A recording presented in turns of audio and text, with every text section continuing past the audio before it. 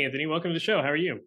I'm doing really well. Thank you so much for having me. Yeah, it's great to have you here. I want to talk with you about running a PT business, running it with alternative streams of revenue, and all that kind of stuff. Before we do that, just give us a brief overview of who you are, your background, and what brought you to doing what you're doing now. Yeah, I love it. And please call me Tony. So while my name is Anthony on social media, I go by Tony.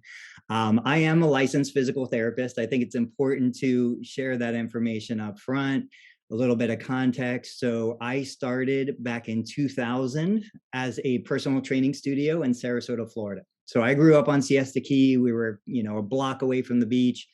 There was no fitness center. There was no physical therapy. There was nothing. So I graduated from Penn State with a bachelor's in kinesiology. I was hungry to get into business. I had always been in business since childhood. And I just remember doing a internship at a YMCA that had a physical therapy clinic in it. And I had never heard of physical therapy my entire life. To 18 years of age, 20 years of age, I had never heard of physical therapy. And I was like, what is this? And I totally fell in love. And the story I share is I talked to the clinical director who was a PT, and I was like, Scott, how do I open my own physical therapy clinic? I'm graduating with a bachelor's in kinesiology. I want to own a physical therapy clinic. And he was like, well, first you become a physical therapist. So that was another 3-5 years. And then he's like, then you work for 5 years, you build professional referral relationships, you get to know the doctors, and then you go out on your own. And I was like, no chance I'm waiting another 8 to 10 years to do this. So literally, I worked for the hospital for 12 months. I saved everything because I was living at home. And then I signed a lease, 800 square feet. I started doing personal training. I recruited a therapist. We started a physical therapy company 6 months in. And then we scaled and we grew to 5 clinic locations across 2 states. We grew the clinical team, the administrative team. We learned marketing. We developed an org board. Like we did all of the stuff.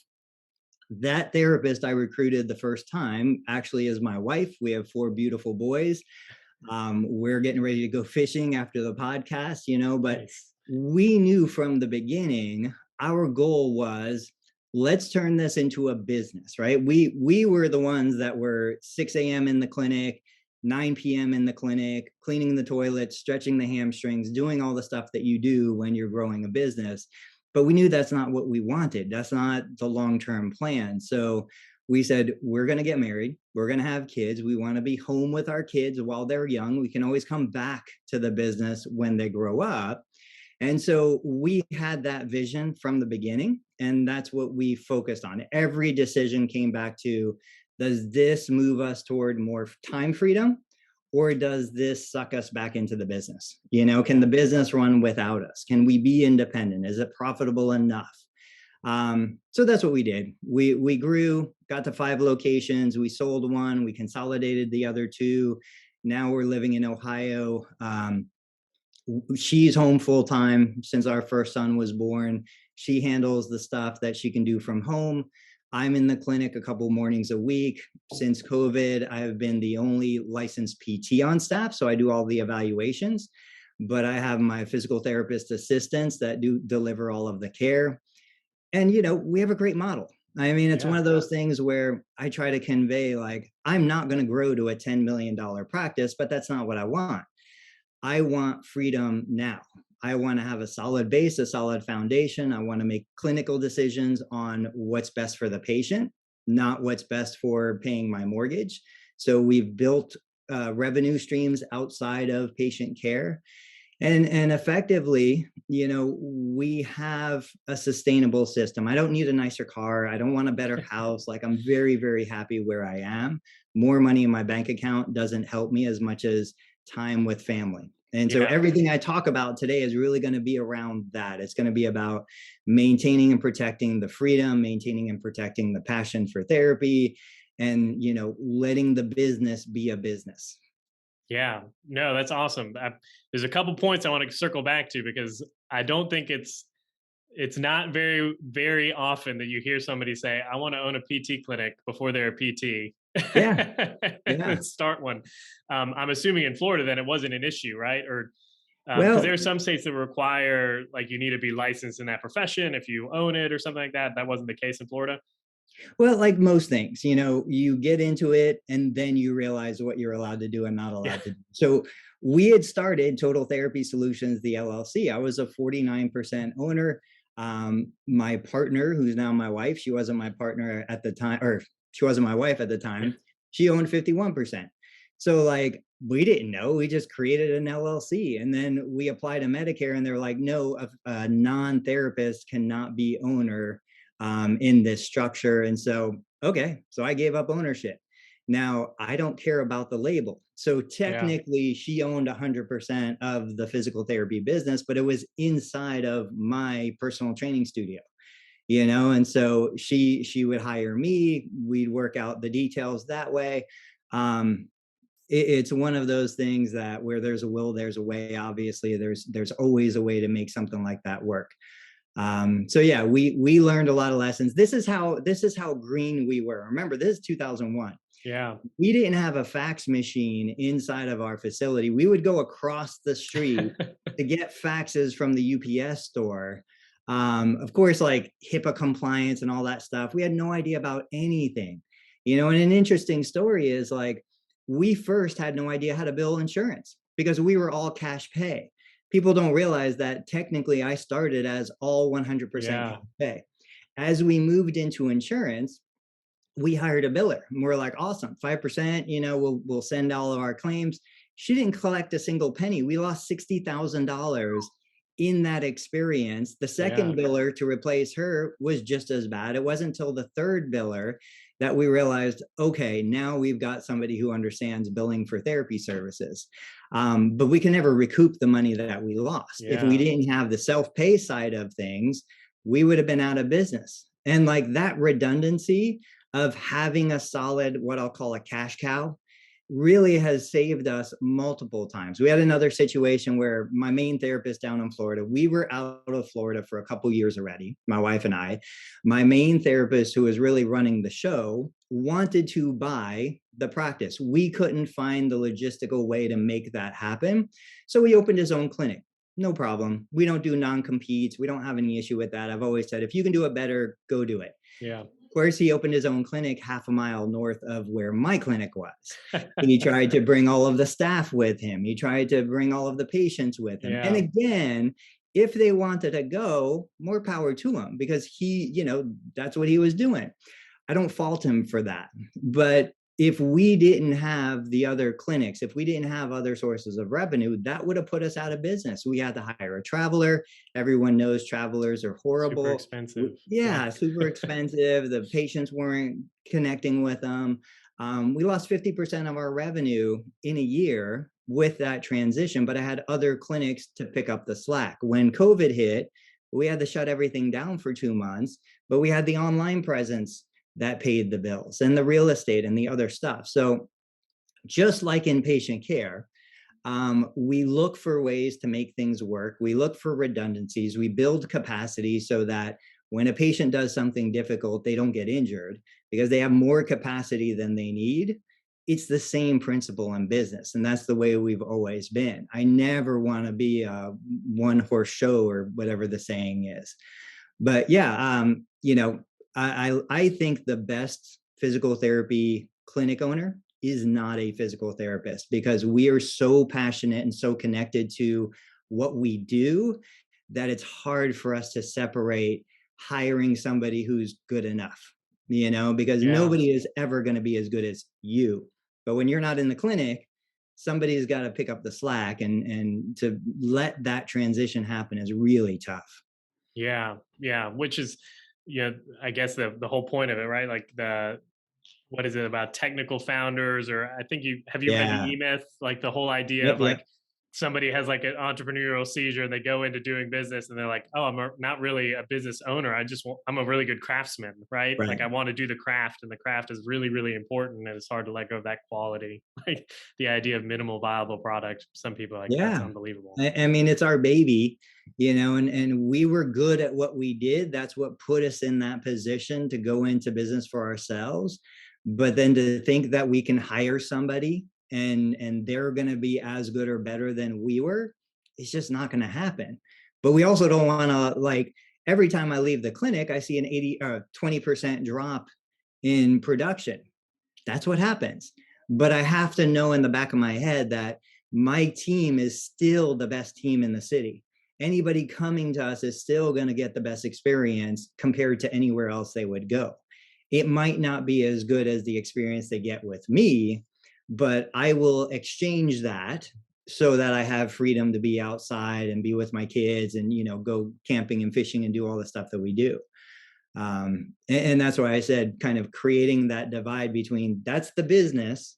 I'm going to operate the business as a business owner versus this is my hobby. I'm going to treat patients because I enjoy treating patients. Yeah. Don't confuse the two.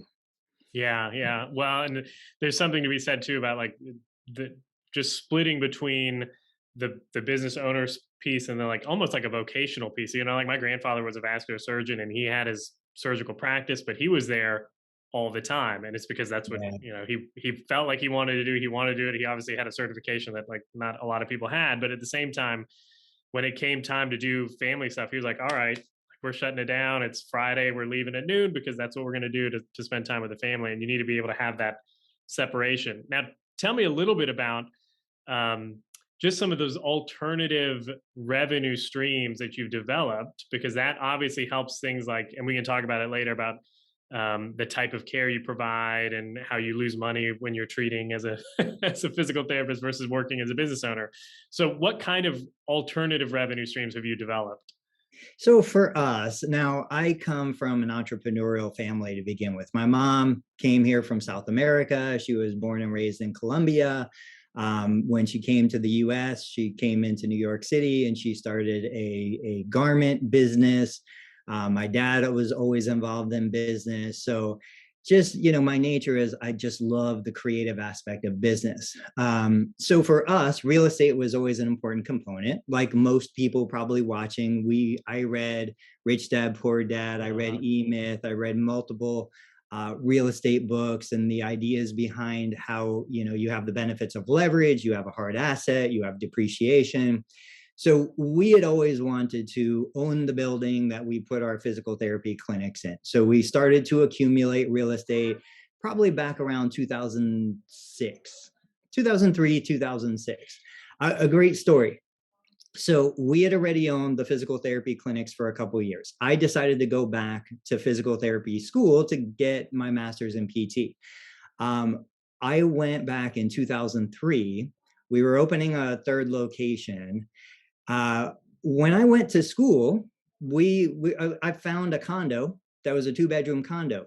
We bought the condo, right? We're like, instead of renting, we'll just buy. This was in South Florida, Miami. I went to FIU. And so the mortgage was paid for by my roommate. The property had appreciated while I was in school. We sold right before the bubble burst in 2008. I think I graduated in 2000, end of 2005, beginning of 06. I made an $80,000 profit going to PT school because my business paid for the tuition. It was in-state tuition. We sold the property for an $80,000 appreciation, and the mortgage was paid by my roommate, which was fair market value rent. Yeah. So like those are the kinds of things that just we want to look for. But yeah, so the main thing for us, real estate is a huge component within our portfolio. Because we tend to be a little more risk averse, I certainly don't have an aggressive investment plan from stocks, no cryptocurrency in there of any kind. I just love business. So between what we do in real estate, between Florida and Ohio, what we do with digital products, we do about 6 figures, low 6 figures, but 6 figures across digital products, online courses, things like that. And then what we do in terms of building like websites, passive income through affiliate income and advertising and things like that. That's the smallest piece. But I do think that's going to be the biggest piece over the next 2 to 3 years for us. Yeah. I genuinely believe building these niche websites, which I would never have said this 5 years ago, is probably going to replace all of the other income that we've got coming in just because of the upside opportunity. And that's really what we try to do. When you and I treat a patient, we get paid for that hour of our life. We never get paid for that hour of our life again. So we have a limited upside because it's whatever the payment is going to be. And we have a huge downside because we're Yeah. going through insurance and then all Opportunity of a cost, sudden right? something goes wrong, or 3 years later they do an audit and they determine that this was not medically necessary. We have all of this downside risk, very limited upside risk. Whereas if I create a website, I create content, I know you have some successful websites, it is virtually unlimited upside with very little or limited downside risk, and those are the opportunities that I'm looking for. If I put a YouTube video out, I probably get nothing for it, but I could make $10,000 for it. Yeah. Whereas if I deliver an hour of therapy, $100 profit, 200, even if I do $500, like that's it. It's never going to generate any more income other than that hour of time that I dedicated. Yeah. Well, and even so, you're building, it's the pickleball website, right? Like, There's the I was, pickleball website. There's the Medicare home therapy yeah, directory website. There's my clinic website, my Learn Medicare billing website. And then we have a handful of little guys that are kind of seeds in the ground waiting to sprout. yeah. I was following your online when you're posting kind of the multiples that some of these websites are selling for, and it is astronomical. Yes. I mean, I was looking at it thinking like, there's no way that this is real life. But I mean, I went to go try to look and see about purchasing a couple. I was like, holy smokes, like these are the real deal prices for a website that is not generating a whole lot. Like you said, it's a small amount of revenue, Right. $2,000-3,000 a month or something like that. And they're selling for what, like 40, 50, 60,000 or something like that. Yeah. Yeah. Yeah. Um, it almost makes you think like just from the just from the standpoint of building these little digital assets, like having multiple of them in different niches or subspecialties would be a very valuable thing down the line, And, right? and and like a great example for somebody listening to this is like, okay, so we know reimbursements declining in the conventional model, the third party payer model. We know regulation is increasing in the third party payer model. So it's like, how can I do what I want to do? Well, what if you dedicated 20, 30% of your time to creating content across one or two smaller websites that you're going to turn over for a $50,000 exit?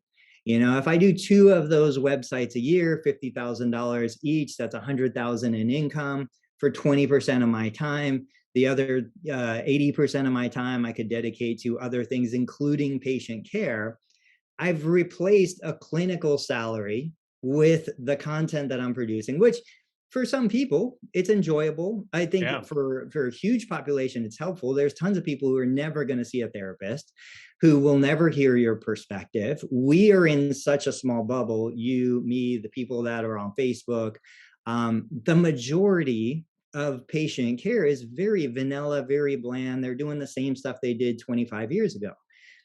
So for us to bring our voice, Google is always looking for a unique perspective. Google will prioritize that. And I know you know this, but for the listeners, when Google is looking at expertise, authority, and trustworthiness, we have that immediately with our licensure. We have such a massive advantage in the general population for getting information out to the consumer. It really is a shame. Like, I see all of the clinical knowledge and skill inside a therapist's head, and I'm like, that is worth so much Yeah. money. If you could just tilt your head and pour it out onto a screen, it's just unreasonable. But we can't do it. Why can't we do it? Because we're stuck in the clinic with patient care and calling physicians and following up on insurance and doing all of the low value activities. That is why we say, I can build a blog post, I can do a video that could generate $5,000 or $10,000 over the lifetime of that episode, or I can do a $200 patient care visit. I'm going to lose money on that every single time. Yeah. Yeah, it goes back to, I've said this multiple times, but and I said it to you a little bit off the air here, but Yeah. like the value that clinicians have is not in our hands or even our technical skills. It's the knowledge that we have, viewing ourselves as knowledge translators, and then okay, how do we monetize that knowledge, right? So blog posts, courses, that kind of stuff is, like you said, you can sell it over and over and over again. I've got a clinician who, she's about to retire, so she's been with the company since 2011 or 2000, yeah, 2011 when they started the company before I bought it. She's been a therapist for 34 years or something like that. One of the best therapists that I know, and she's going out and she's retiring. And there's like part of me that's like, man, if I could just take what you have and bottle it up before you leave to train other clinicians, to, patient education, even like the amount of value that's there, that's like walking out the door to retirement is pretty sad sometimes. So talking about that, and this has been kind of one of my main focuses over the last year to 2 years. Almost every single time I talk to a clinician and they want to go into private practice or they want to grow or they want to scale, I think we can all agree. Like I've said publicly, I'm probably never going to hire another therapist to grow my business, because to be dependent on the license of a physical therapist puts me in a very risky, vulnerable position. And I believe that I can provide far more value, reach more people, taking the knowledge, productizing the knowledge, and delivering it directly to the consumer without the therapist. Yeah. I know that's not a popular opinion, but that's where I am. But so when I talk to a therapist who's like, I need to grow, I've got too many patients, what do I do? My general advice today, which is different than it was 10 years ago, is don't think about hiring, don't think about growing a team, don't think about, the stuff that I would have told you to do. What if you could productize the knowledge that you share every single day with your actual patients? So I love the idea. Now, I've been doing this for a little over a year. I'm a CI, but I'm mostly a virtual CI. So students will come on through Zoom, just like this, or through a HIPAA compliant platform. And they'll follow me around with my patient caseload.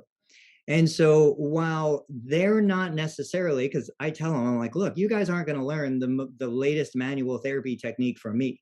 You're probably not even going to learn anything clinical from me that you're going to take into the future. But what you're going to learn from me is the ability to communicate. Yeah. You're going to be able to get into my head for an hour and be like, why did he do that? Why did he say that? Why did he tell this to this patient, but something completely different to a different patient for the same scenario? Like, they're going to get the real experience of seeing me in a clinic. When a patient walks in my door, I haven't gone into an exam room more than 5 times in the last 3 years.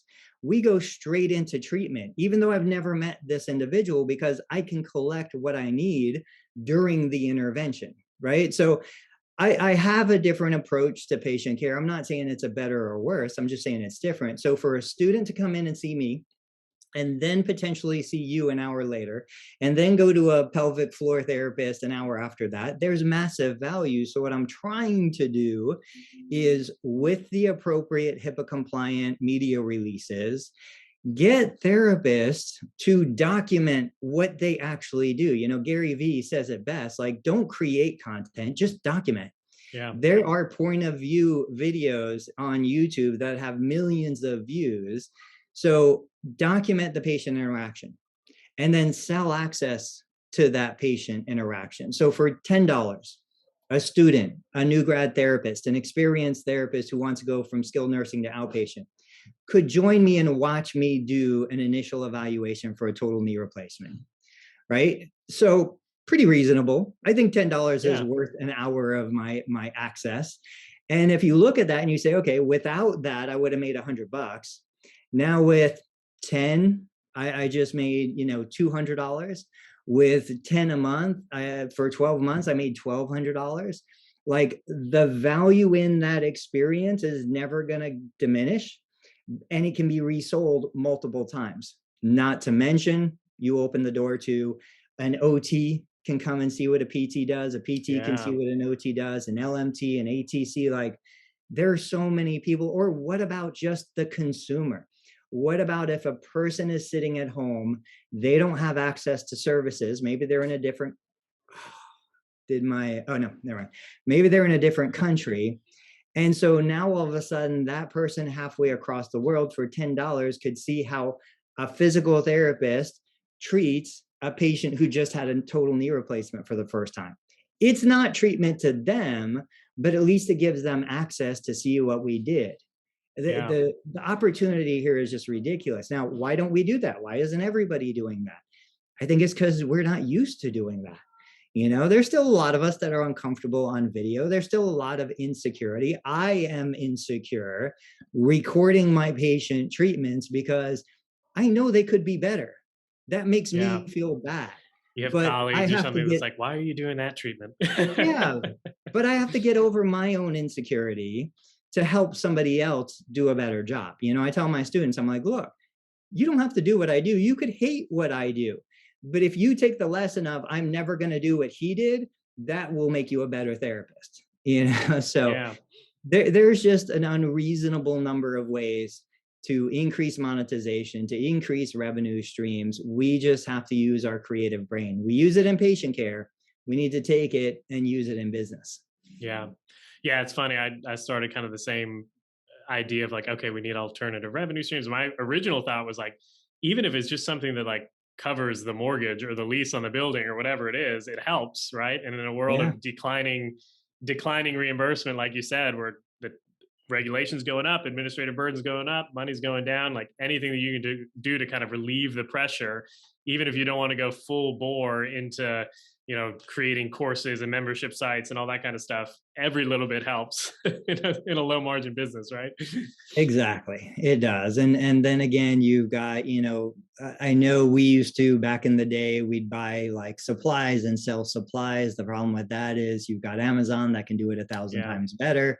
So that's where I got into the Amazon affiliate program. And there's just technology has made income, acquisition so easy these days. Yeah. Yeah, I will say that we did. So our clinic is proactive rehabilitation and wellness, and I was tired of spending like $150 every couple weeks buying kinesiology tape. So I did go to one of the factories over in China and have them create some for us. It's called Yeah. Pro Tape, and it was like maybe $1,000 or 500 rolls. Like it was super cheap.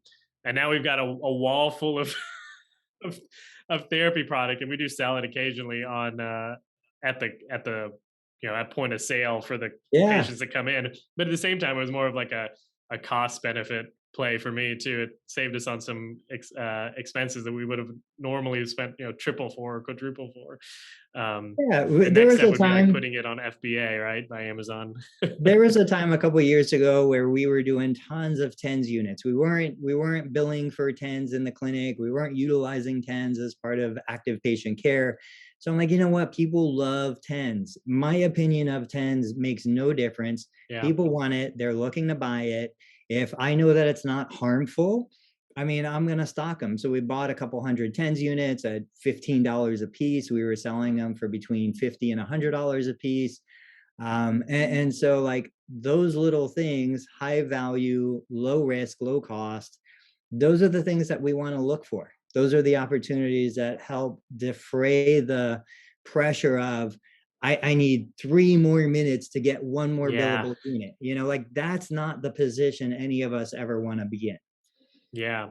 Well, and we've mentioned this a little bit before too, but like that kind of stems or points back to like our idea of patient care. And as clinicians, you know, the relationship is very important. This whole idea of like building one-on-one relationships with a patient and spending the right amount of time. And you're saying rightly so, like there is this pressure because of the minutes and the time, like, oh man, I'm need to see you for 4 more minutes or 3 more minutes to get an extra bump in revenue.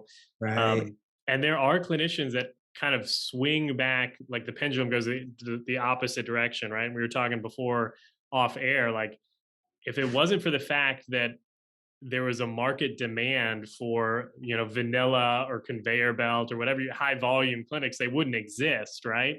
Right. And sometimes I find this a lot, even in my own thinking and writing. I've got this book coming out about humanizing healthcare, that there's almost in the back of your mind as a clinician this idea that if it's not personal to the extent that you want, it's wrong, right? And it's very Right. easy to like rag on these big PT clinics that are running chains because they're cranking people through. But there is a point at which we need to kind of remove ourselves from that, right? Like it's not so much a reflection on us or even like our opinions, like you said, whether or not we think it's right or wrong or whatever, as long as it's not harmful. Yeah. Yeah. I mean, I've got this shirt, right? This is a mass produced shirt. This shirt is good enough. It Yeah. satisfies the need for what I want it for. Yes, I could go get a custom tailored, custom made shirt for $500, but I don't need it. I can go to, like, there's casual dining, there's fast food, there's a premium. Like when my wife and I are going to celebrate an anniversary, we're going to spend a couple $100 on dinner. It's not about the food, it's about the experience. And part of that is paying the premium price for that experience. On the flip side, if we're between football games and we need to put food in our belly, we're going to go through Chick-fil-A or Chipotle or something like that at a fraction of the cost. Yeah. And so as we better understand what it is the consumer actually wants, what it is the payer is actually paying for, I always say, like, who's the customer? If I'm a Medicare provider, which I am, and Medicare is paying the bill, Medicare is the customer. The patient is the recipient of what Medicare is paying me to do. But make no mistake, the patient is not my customer. Medicare is my customer. Medicare sends me the 1099 at the end of the year. Medicare pays the bill. Medicare has very clear, distinct guidelines on what it is that they pay for. And the longer I've researched and studied Medicare, the more I kind of realize Medicare doesn't pay for physical therapy service. Medicare pays me to do what the Medicare guidelines state. And most of that is evaluation, Uh-huh. education, moving toward independence. Even in the situation where the therapist will say, which is very true, Medicare covers maintenance. Yes. Medicare pays for us to reduce or slow the decline. Yes. But Medicare doesn't pay me to rub somebody's back to make them feel better. And as you go through the Medicare guidelines, there's very little, I would say none, but very little that talks about pain. But most of my patients are coming for pain resolution. Yeah. Now, I am not a therapist that resolves pain. And I tell my patients very clearly from day number one, I cannot fix your pain. Your pain is associated with far more variables than the mechanical stuff that somebody has told you. So I can make you function better with pain. I probably cannot eliminate your pain. So if you want pain elimination, I'm probably not the best therapist for you. If you want to be healthier, if you want to move better, if you want to eat well and sleep better, this is the place. And so there are patients that come to my clinic solely because they want an MRI. They genuinely believe that doing physical therapy will cause bodily harm to them, Yeah. but they need an MRI in their mind. And so nothing is gonna, I'm not gonna talk them out of that. I have to treat that patient very differently than the patient who comes to me, because we get these two who are like, if it doesn't hurt, it's not effective, right? You have the Yeah. patient that if you hurt them one iota, they're never coming back. And then you have the other patient who's like, well, that was too easy. It's supposed to hurt. I want you to make it hurt. Dig in Yeah. deeper, do this harder. So our best kind of way to approach this is, one, you establish your treatment philosophy. What is it that you actually do? What is important to you? What is the service that you want to sell? Don't try to serve everybody. I refer far more people that come to our clinic out than I ever have in my 21 years of private practice ownership, because we used to treat everybody.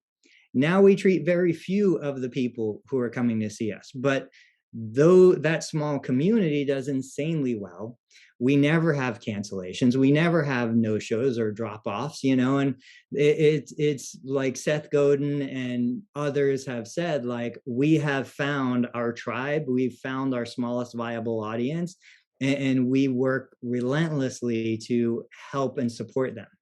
Yeah.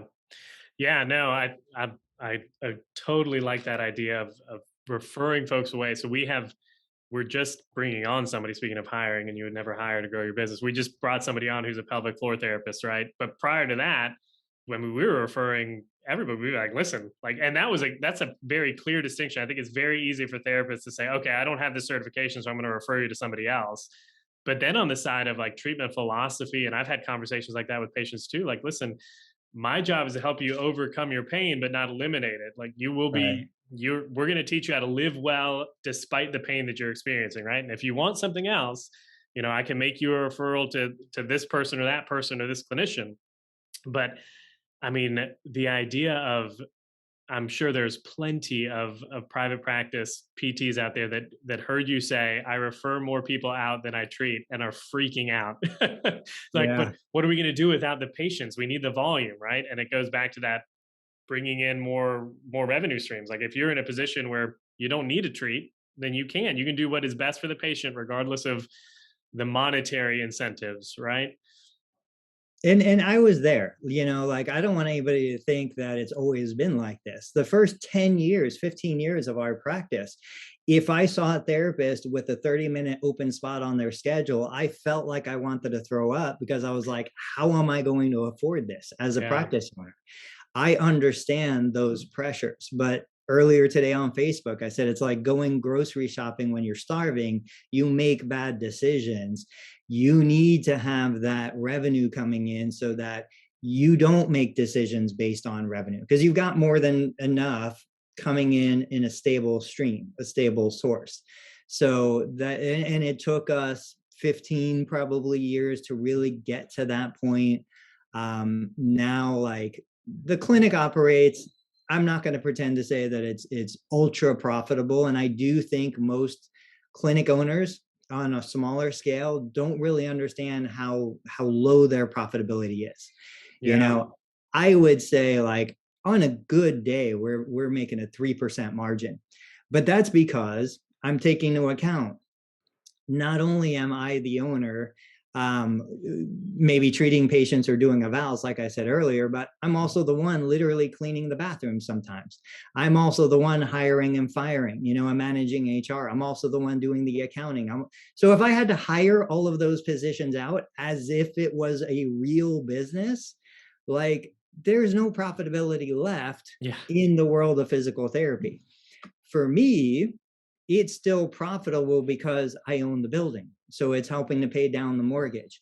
It's still profitable because we do the billing in-house, and we have the administrative team to do the billing. And it functions as a platform for me to come on a podcast like this with you, and to teach my Medicare billing course, and to do these other things. So we have to see the big picture, but generally speaking, I think most small practice owners overvalue the profitability of their business. I just saw somebody saying today that they're 20% profit margins. I'm like, really? Because what would you be paying a CEO who wasn't you? Yeah. Like, are To do you that. taking into account that cost? What would you be paying all of these other things that you're doing naturally that any other therapist wouldn't be doing? So I just think that we don't necessarily look at the real cost of operating a PT clinic. Yeah. Yeah, well, and I think you get some of that. You've obviously been through selling a practice, but when an acquirer or potential acquirer is looking at your business, they're adding all that back in. Right? Yeah, That's where that adjusted earnings comes from. yeah, yeah. And So then you really see, I worked 20 years and this is all it's worth. yeah, Like, that's a shocking realization. yeah, it's crazy. Well, we're getting near the top here. I always end with this. So, if there's one or two main points you would want a clinician or a business owner, practice owner to walk away with from the episode, what would they be? I think the main thing is, take from what you do naturally as a therapist in patient care and apply that to the business. Build that resilience, build that capacity so that your business can weather almost any hit, because it has redundancies. If I lose activation of my bicep, I've got other musculature that's going to kick in and allow me to flex the elbow, flex the shoulder. We need the same thing in the business, so that if all of a sudden I can't treat patients in real life because of a pandemic, I flip to an online and I've replaced the money that I'm losing. That's the number one thing. Find a different source of income so that you're not dependent on one source, which in most cases is patient care. Yeah. All righty. Well, where can people find out about you, your work, the Medicare course, all of that good stuff? Yeah, so if you guys want to check out one of the websites, it's learnmedicarebilling.com. I've got a bunch of articles that I'm putting up there every day. You can find me on Facebook. Just look for Anthony Maritato on Facebook. I try to be super responsive, and I'm, living in that community most of the time. But and then of course YouTube. So YouTube channel, Learn Medicare Billing on YouTube. Those are my three primary outlets. Awesome. Cool deal. Well, thanks for your time, Tony. Have a good one. Thanks for having me.